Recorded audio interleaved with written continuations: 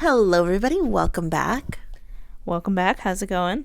Exciting week, exciting international break going on. But last video, we talked about the big SheBelieves Cup here in the States. Over in Europe, the Nations League is happening, and that is major, and it's exciting. SheBelieves important, but Nations League to decide major tournaments. And that's what's going on in Europe. Sounds like important business. Yes. I believe 53 countries are participating. Yeah, there's like 100 games on at once. Yeah. But I will be honest, the only game I really watched in real time was the England-Portugal match. And I don't know. Was it surprising? We're going to read some comments. But I think a lot of people are saying if England has any chance to win next Euro to defend their title, some things probably have to change. Based on the last couple games they've played and based on this game, it's going to be tough. I'm going to have Sarah read the headline. England held by Portugal in UEFA Women's Nations League opener. England have been held to a 1-1 draw by Portugal in their UEFA Women's Nation League opener in Portimao this evening. Alessia Russo gave the Lionesses a deserved first half lead, but the hosts came on strong in the second period and leveled through substitute Kika Nazareth. So that was the story. A big early goal in the 15th minute by Alessia Russo. And that was the score until the 75th minute. And this was a tale of two halves completely. And a lot of people are saying the big difference in this match was Lucy Bronze. When Lucy Bronze was subbed off, it kind of fell apart. The back line kind of fell apart. The communication kind of fell apart. Lucy Bronze came off on halftime, and apparently there was an injury concern. She had an injury concern just to be on the safe side, so she did come off. So that wasn't a tactical substitution. That was more of like a precautionary substitution. And a lot of people are saying once she came off, she was kind of holding that game together, and then things kind of went awry in the second half. Then in the second half, people are also pointing out no tactical substitutions were made until the 83rd minute. And people are saying, but what's going on? A lot of people said, those substitutions, in their opinion, probably should have happened a lot earlier, especially because in the second half, Portugal, they scored a goal. They scored in the 75th minute, but it got really dicey at the end, and Portugal could have easily scored another goal. The match ended 1-1 in a draw. People are saying this isn't the match. This is not a team that they think that can win the Euros. I don't feel like we talk more about the game, but I'm just going to read comments because I don't know if the problem can be solved tactically or if the problem can be solved with different players. You get what I'm saying? We talked a lot about. Yeah. I feel like if I were an England supporter, I would be pretty nervous right now for the Euros. You know that feeling we had before the World Cup, kind of uneasy, like what's America going to do? And it kind of fell apart. I think England might be having those same worries. After this draw, I have many doubts about the coach. This is definitely something to think about. Yeah, and I think a lot of people are saying if Sarina Wiegman doesn't do well, it's not going to be her decision when she leaves. She's not going to be there very much longer. And then someone does say right underneath that, I cannot wait for the Euros. Sarina needs to seriously change things with the lineup. The midfield is always non-existent every match. Have you ever heard the thing they say defense wins championships? In soccer, could it be midfields lose championships? That could start being a thing. Yeah. And then people were saying, why did she take Lucy Bronze off? She was keeping the back line and organization together. And someone goes, apparently Lucy being taken off was a precaution, but she should be fine to play against Spain, which is going to be their next match. And then people are talking about Lucy. I'm going to read a couple comments. The only explanation is that Lucy is the heart and soul of the team. It is in fact very weird that the team crumbled after she was subbed, considering her position. I saw someone say something, I saw someone more optimistic. England used this as a training session and toyed with the Portuguese. England are still comfortably the best side in world soccer, and knowledgeable fans know this.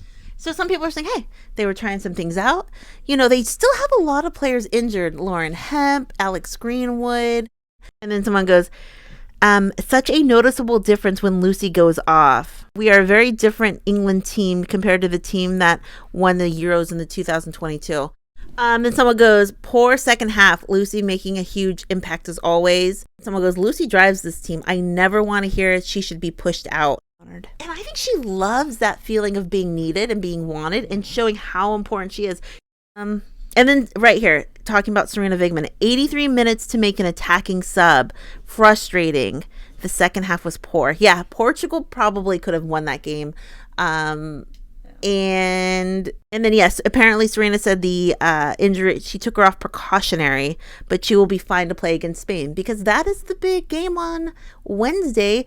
Nations League continues in their groups.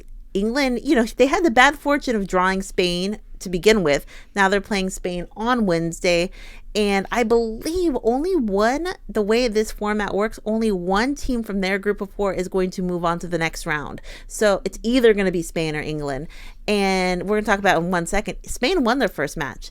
They did play against Belgium, but they came from 2 behind. So if England wants to win Nations League, they have to beat Spain. I don't see how they can't not beat Spain if they want to win Nations League. Bronze should have never came off. We lost concentration in the second half. A lot of work needs doing before July. We have no chance of winning the Euros. Clinton/James need to learn teamwork instead of being ball greedy.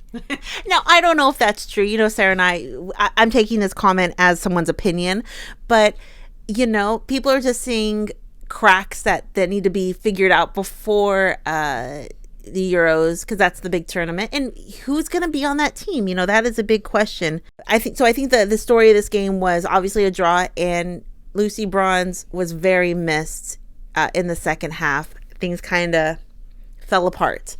What did everyone think about that match? We're going to spend a second on this because I love this.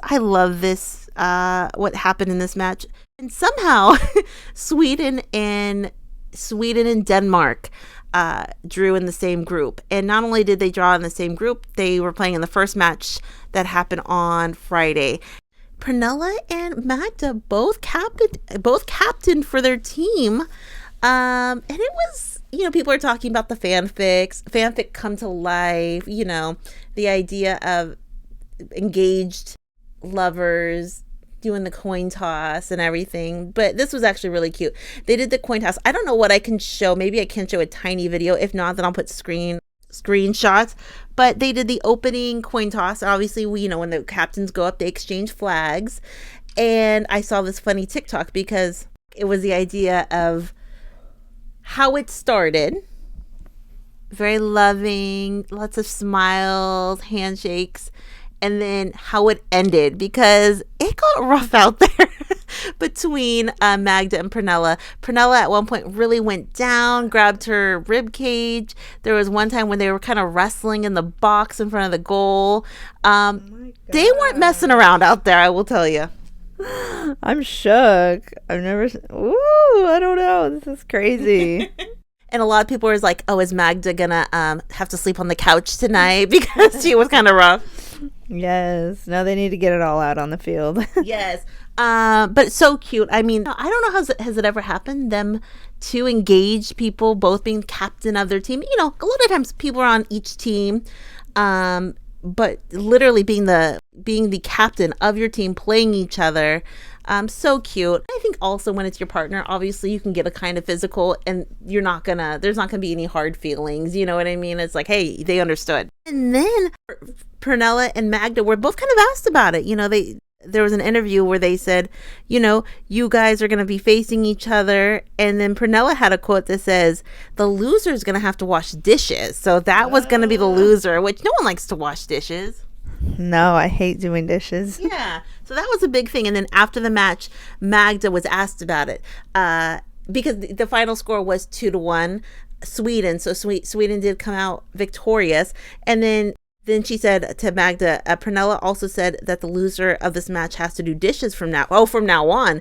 And this is what Magda said. We might play the video, but I'll have Sara read this. It was a fight and it was intense, and yeah. And I would just talk to Pernille now and see if she's okay or see if she's mad at me. That's so cute. Yeah. I doubt she's going to be mad at her.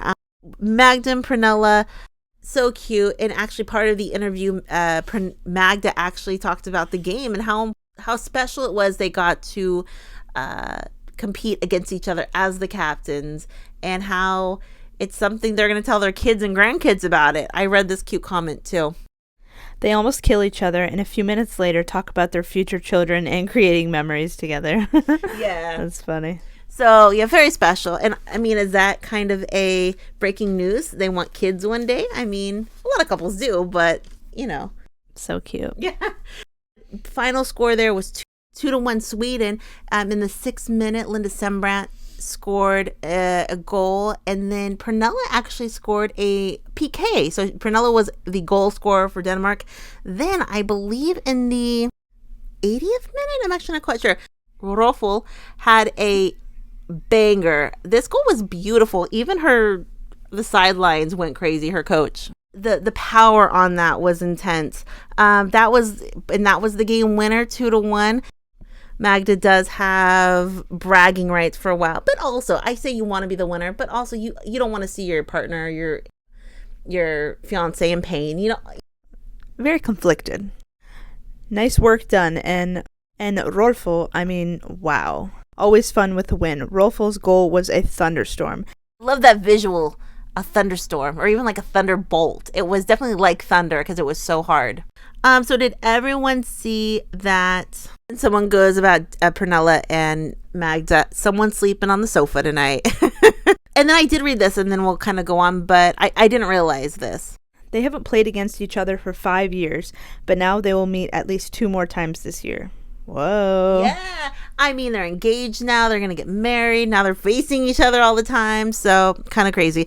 But Swedish fans, I'm sure you guys are very happy that you guys had the big victory, because that was a hard fought battle. The other 2 games we really didn't watch, but kind of notable. Germany versus the Netherlands. And it ended in a 2-2 draw for that game as well. That game, a couple notable things. Beerensteyn actually scored twice. The one notable thing about this, though, was that DVD, she actually got hurt. She got hurt and was subbed off. And actually, that she will not play in the second game. She returned back to France. And that's hard to see, you know. She is, again, one of those players in her 30s. You never know if it's going to be something major. But she will not play in the next game. Well, all I know is that Dan won't be able to play in the next match against Scotland. I'm broken. Yeah, so that's hard. You don't want to see anyone get hurt, but she is definitely out. But big tie, you know. A lot of people thought Germany probably should have won that game from the comments I'm reading. In the final game, which this was wild. I saw this live, meaning I saw the scores happen live, and I kept thinking, oh my God, Belgium is going to beat Spain. I kept thinking Belgium's going to beat Spain. But then Spain did what Spain does. They just said, we're ready to win now. We're going to win this, because they ended up scoring. Score was 2-0 in the 72nd minute for Belgium. Then people thought, wow, Spain, it's going to be kind of a shock loss to Belgium. No one saw that coming, but no, that did not happen. And it wasn't going to happen, because in the 77th minute and then 2 goals in added time made this final score 3-2. A huge come from behind victory for Spain. And I mean, I think England fans were like, dude, Belgium's going to beat Spain. This is going to help our cause. It didn't happen, but that's what the Spanish team does. Even when they don't look their best, a lot of times they find a way to win. Not all the times, but a lot of times. Someone goes, it was a pity for Belgium. You were great last night. Yeah. So that shock defeat didn't happen, but so many games. But France beat Norway, a lot of matches, but Spain did not lose. What did everyone think? Questions, comments down below. To do. England fans, I mean, do you think Sarina is the coach you see winning this whole thing? Do you have faith in Sarina? And yeah, we'll be back. We'll be back after SheBelieves tomorrow, 2 big games. Hopefully this video goes up on Sunday. If not, but We'll be back after She Believes on Monday or Tuesday. We'll be back. Questions, comments down below. We'll talk to everyone later. Have a great night. Bye.